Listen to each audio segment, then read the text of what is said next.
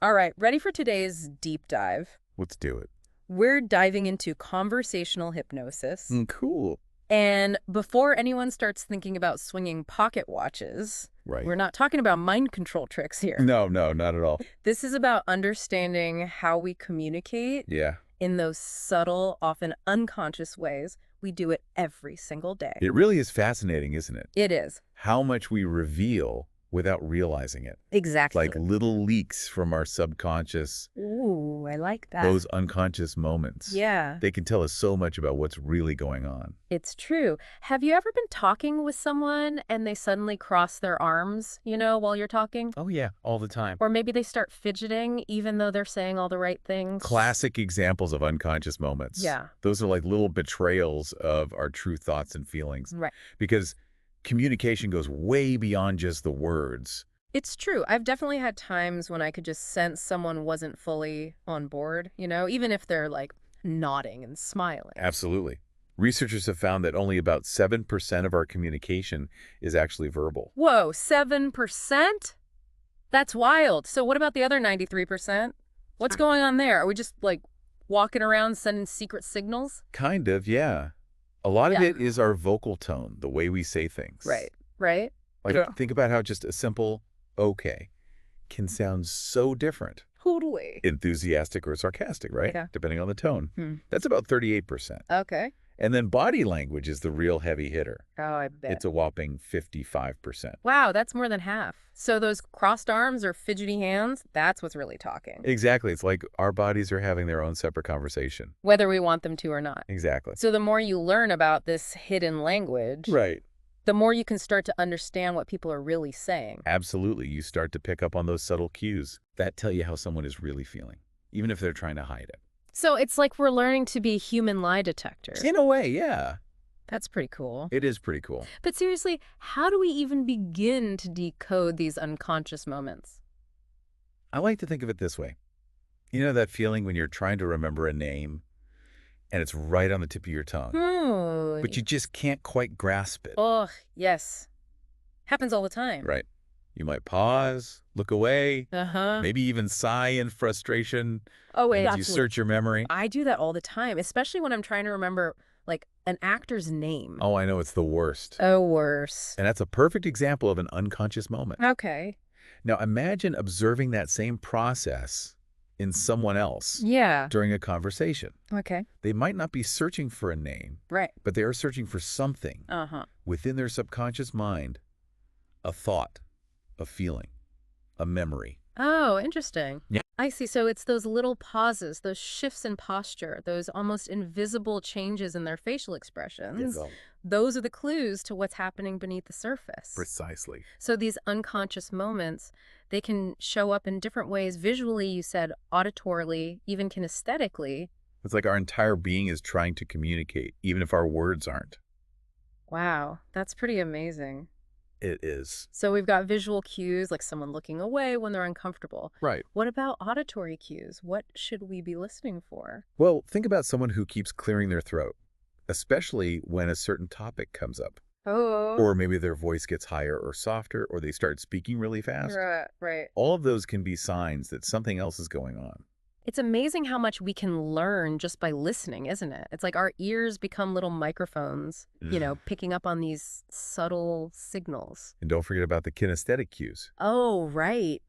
Those are changes in the body's physical state. Maybe someone suddenly gets flushed, starts sweating, Uh-huh. or their breathing changes. Yeah. Those are all clues that something's happening emotionally. It's incredible. It's like we're learning to read people's minds, but in a good way, not in a creepy way. Right, exactly. But I gotta say, it seems like it would take years of training to be able to spot all of these subtle cues. It does take practice, that's true. Yeah. But the good news is you don't have to be a mind reader to start noticing them. Oh, good. They're happening all around us, All the time. all the time. The key is to simply start paying attention. Okay, that seems doable. Yeah.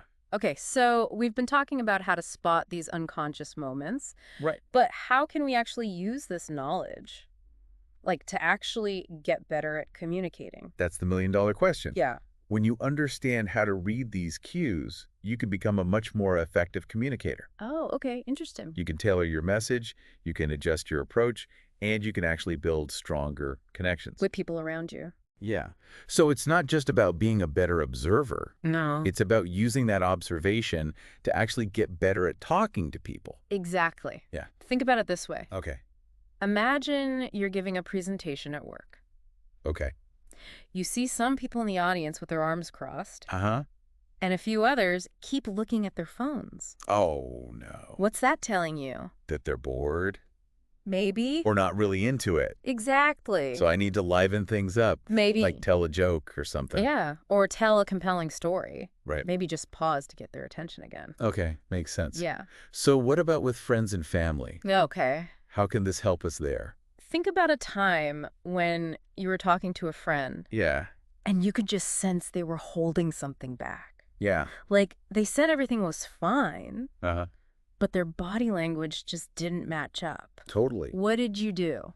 I'd try to, get them to open up, Okay. ask them open-ended questions. Right, like, tell me more about what's going on. Right. Or, hey, I'm here if you want to talk. Stuff like that. And by being attuned to those unconscious cues, you were able to create a safe space for your friend Yeah. to share what was really on their mind. Right. So you connected with them on a deeper level Yeah, that makes sense. because you were paying attention to more than just their words. Wow, this is pretty insightful. It is, isn't it? It's like we've been given this, secret decoder ring for human behavior. Kind of, yeah. But with all this new knowledge, is there a chance we could, overanalyze things, start seeing things that aren't really there? That's a good point. Yeah. It's about finding a balance. Okay.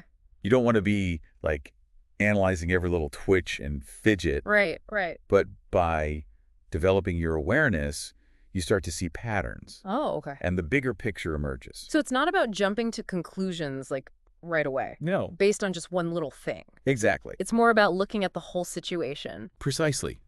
Think of it like being a detective. Okay. You gather all the clues, Yeah. words, tone of voice, body language. Right. Then you use your judgment to figure out what's really going on. Okay, I can do that. Yeah. I was starting to worry I'd be reading into, every little handshake. It's all about being mindful. Right. And using this knowledge responsibly. Okay, good.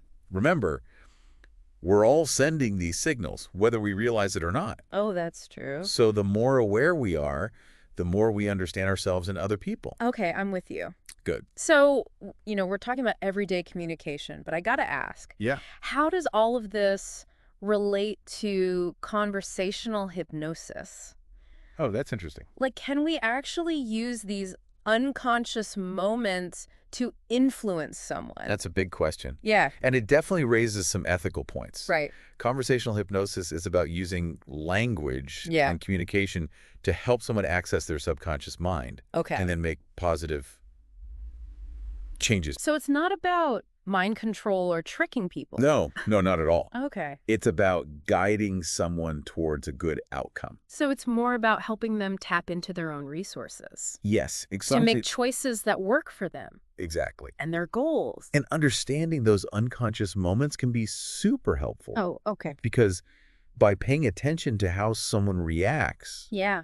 to certain suggestions or questions, Uh-huh. you can tailor your approach. To better fit their needs. Exactly. So it's almost like a dance Yes. where you're both responding to each other's cues. That's a great analogy. Okay. It's a dynamic and collaborative process. Right. The goal is to empower the client to help them get the outcome they want. I'm starting to see how understanding these unconscious moments can really unlock a whole new level of communication. It's not just for everyday stuff, but for specialized things too, like conversational hypnosis. But I have to wonder, are there downsides to being so tuned in to these little cues?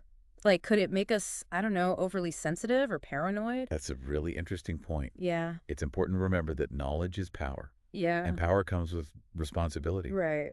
Being able to read people's cues can be valuable, Yeah. but it can also be overwhelming if you're not careful. So it's like a balancing act Exactly. where we use this knowledge, but we don't let it control us. Yeah, you want to stay grounded, be aware of your own biases, and recognize that these unconscious moments are just one piece of the puzzle. Okay, good advice. Yeah. This has been such an eye-opening conversation. It has. I feel like I'm seeing the world in a whole new light. It's great to hear. But I have to admit, I'm a little worried about becoming suspicious of everyone. I get that. Yeah. You have to remember, most people aren't trying to manipulate you. Sure. They're just communicating the best they can. Yeah.